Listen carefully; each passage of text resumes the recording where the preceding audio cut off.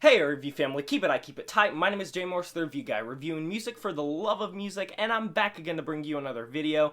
In this one, I'm going to be covering the new Despised Icon album entitled Purgatory. Despised Icon is a Montreal, Quebec deathcore band formed in 2002 around the inception of some of the best deathcore bands you're gonna find, and definitely one of the first bands to really popularize it. I could talk up and down all day till I'm blue in the face about all of the reasons that Despised Icon is a very unique band, besides the fact that they were one of the first really good deathcore bands.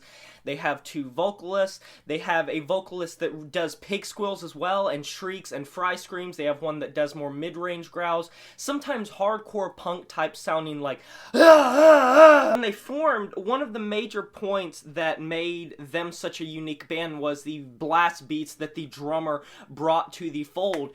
And it's really impossible to say that if you listen to any deathcore band nowadays, it's pretty hard not to see the influence that Despised Icon had on the entire genre. In 2010, the band disbanded, but they reformed in 2014, and they've not really experienced many lineup changes. And to be honest, now that that's out of the way, I'll cut to the chase really quickly. This is going to be one of the better and more impressive true blue deathcore albums you will hear this year. On the very first track, the 1 minute and 50-second acoustic guitar opener, it reminded me a little bit of that Whitechapel album that dropped this year, The Valley. But by itself, I was like, oh shit, they're building up. And by the second track, you realize they were building up. Because on Purgatory, they really lay the foundation for what this whole album is going to be. Very fast drum work, sometimes slower and chunkier drum work, lots of blast beats, very twisting riffs coming out of the guitars, sounding chaotic at times, and a flurry of different types of vocal styles,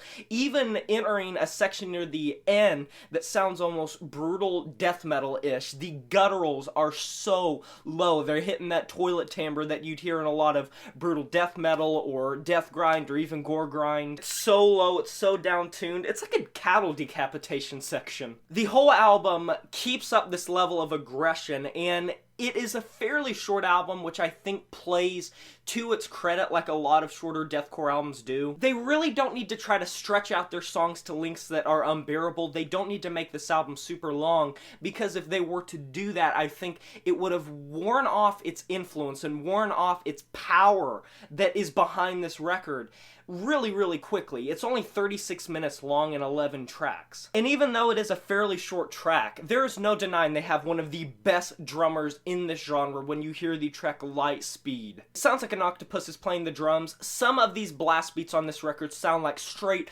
gunshots going off. Everything about this record is different from what you hear in the conventional deathcore scene right now, where you got very static and over-the-top slamming brutal deathcore bands, older deathcore bands that are slowly transitioning their sound to new heights, like Within the Ruins and Whitechapel and Chelsea Grin.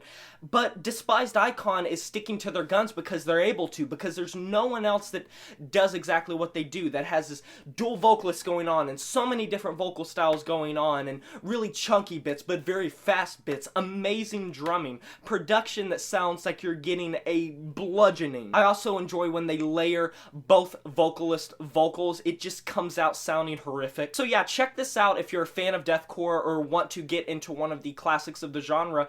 I said in another video that I was working on a deathcore starter pack, which is true, and Despised Icon does pop up on that list. Just a very impressive album from a very impressive band, and even though I have liked quite a few deathcore releases this year, namely my favorite up until this point has been that Angel Maker record, but even Angel Maker isn't quite like this record. This is probably the best true blue deathcore record from start to finish, and it is just so heavy. I love the sound on this record, if I didn't already say that. I'm going to be giving this album an 8 out of 10, and that is a wrap. Have you heard this new Despised Icon record, Purgatory? Go ahead and let me know in the comment section below what you thought about it. I would love to discuss the record with you. Be sure to stay for the end screen. I'll link some videos that you might be interested in. Like this video if you enjoyed it, subscribe to join the review family today, and smash that notification bell to be notified of my future uploads. You know who it is. My name is Jay Morse, the Review Guy, and I'm signing off saying farewell.